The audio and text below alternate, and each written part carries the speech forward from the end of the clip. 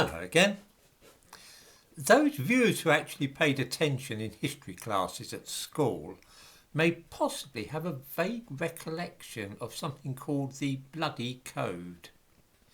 This was a bunch of laws passed in the 18th century which meant that the death penalty could be imposed in England for all manner of trifling offences, from defacing London's Westminster Bridge to consorting with gypsies. The idea was if you execute enough people it will deter crime. It didn't work, but still. One famous law passed in the 18th century was known colloquially as the Black Act, and this was passed in 1723. The background to it was that many poachers and robbers working at night were in the habit of rubbing soot on their faces when they set out on their nocturnal activities. There's two reasons for this. Firstly, if you're up to something at night and creeping around, a white face can stand out. It can draw attention to you in the moonlight. It's much better to have your face blacked with something which is matte coloured rather than shiny, and you've got a better chance of fading into the shadows.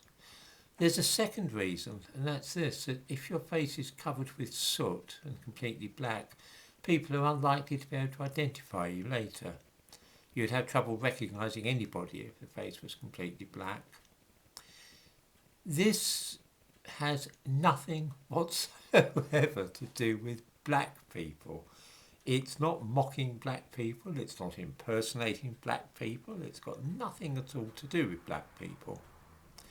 The Black Act made it a hanging offence to black up one's face in this way. To that extent it was similar to the modern offence of going equipped to steal. If you were caught with a blacked up face in a forest or an estate, there was a natural assumption that you were up to no good. Blacking the face like that had a very long history, going back far before 1723.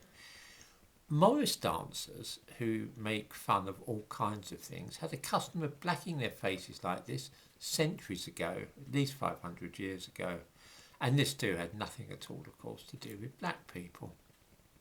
Fast forward to this year, and there are still a few groups of Morris dancers who keep up this old custom, or there were. Following the death of a petty thief and drug user in America last year, the Black Lives Matter movement created disturbances and mischief in Britain and prompted some people to think about erasing history in the form of statues and street names. Now, a group of Morris dancers in Hereford have abandoned black faces and replaced the black with green for fear of causing offence. For 500 years they have been performing in this way with black faces, and it has an historical basis. It's a little bit of British history. Those black faces are a fascinating relic of times gone by. The green paint with which it's been replaced symbolises nothing at all.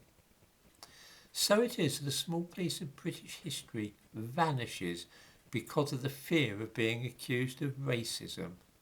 I give a link to a newspaper article about this nonsense in the description to this video.